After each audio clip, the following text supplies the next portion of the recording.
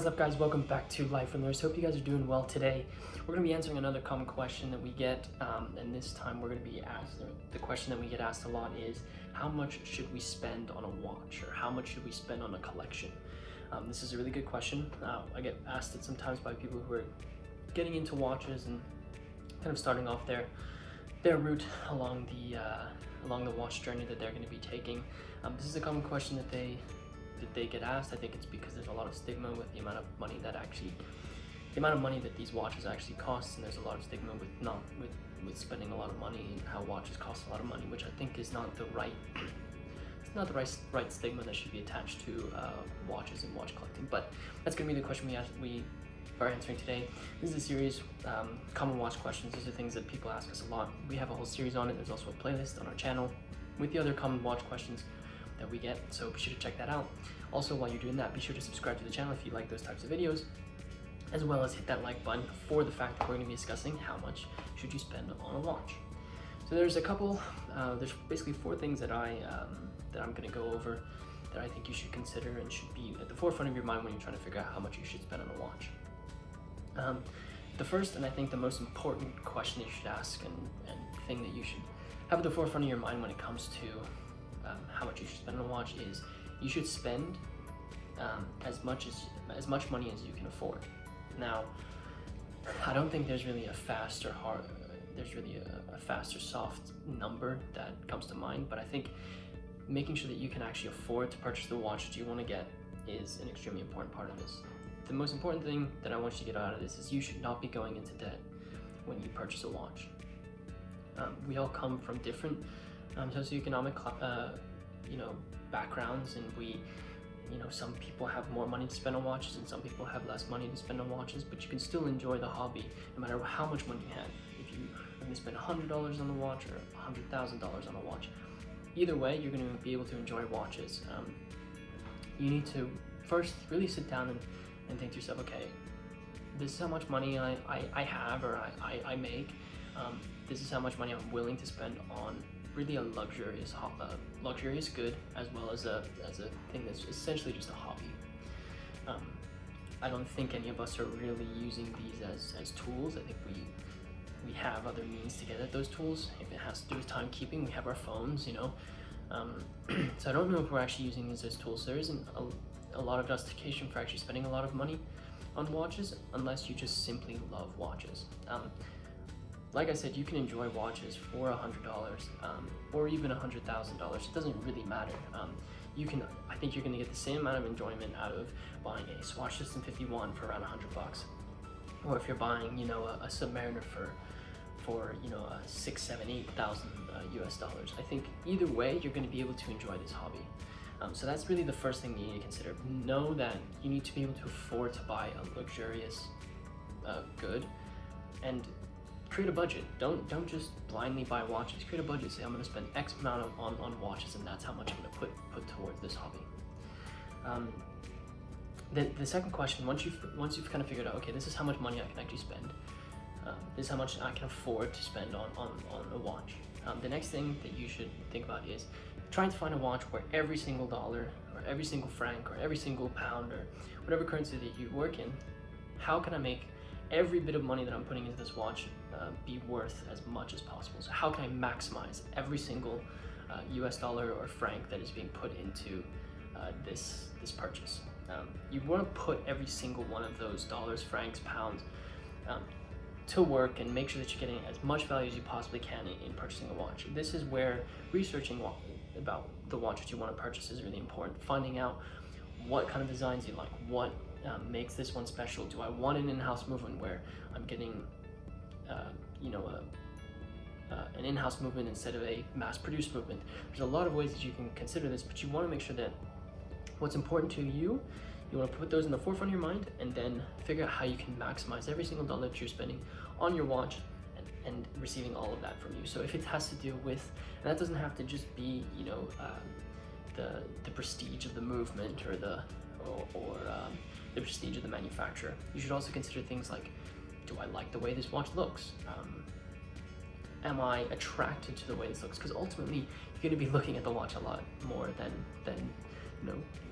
playing with the movement, if you want to put it that way. So do I like the way this watch? Am I getting as much enjoyment as I possibly can for every dollar that I'm spending on this watch? So that's the second question.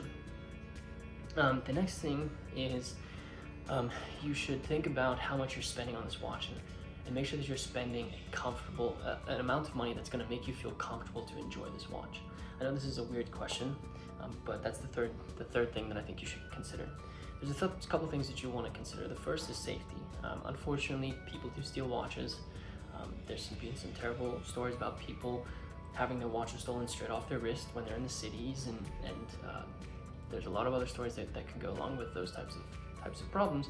So you want to make sure that you feel comfortable with the watch you're wearing. You don't want to, and that kind of has to do with you analyzing what situations do I get myself in, where do I find myself a lot of times. Am I, taking the subway, or am I, out late at night very often? So that's one thing. You want to make sure that you're spending enough money.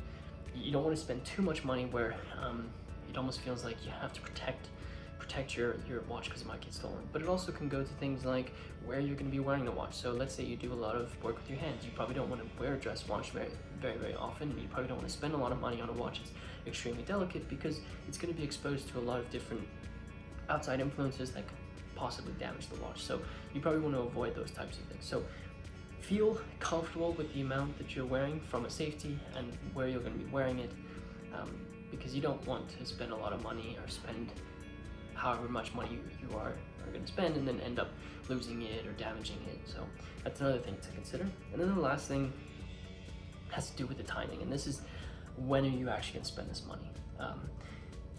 And I think this can go a couple of different directions. So the first thing is, let's say you're just getting into watch collecting, and you're just getting to watches, and you want to know, how much money should I spend on this watch?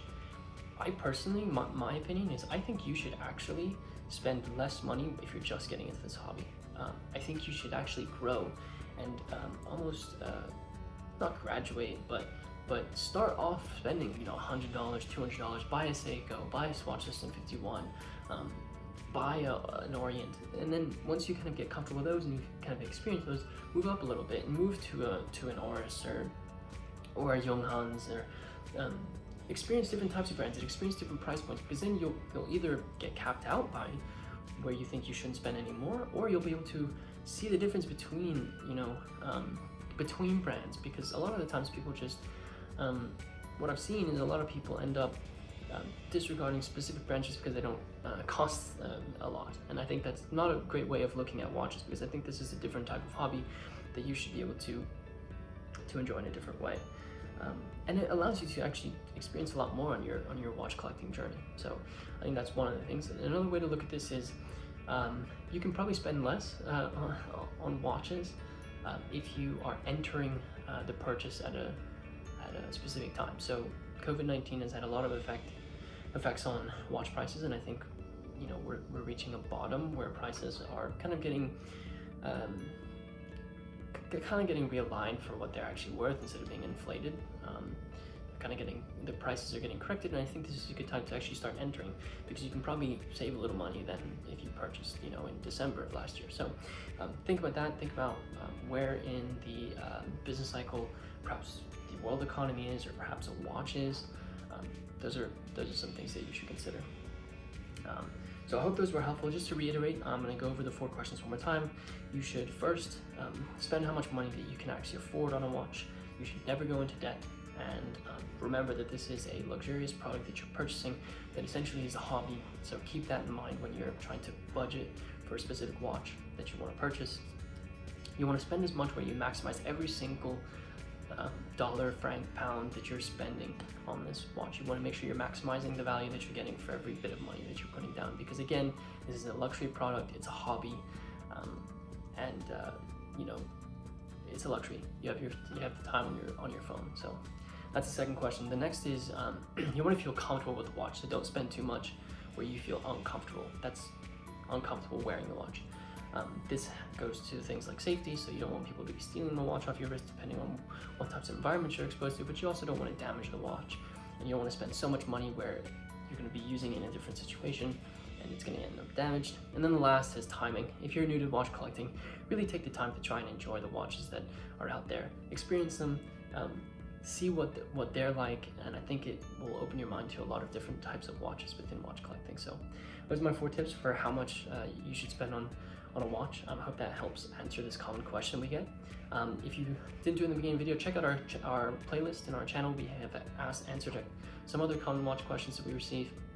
Also, be sure to subscribe to the channel and like this video if you enjoyed it. And hope you guys enjoyed this video, and until next time.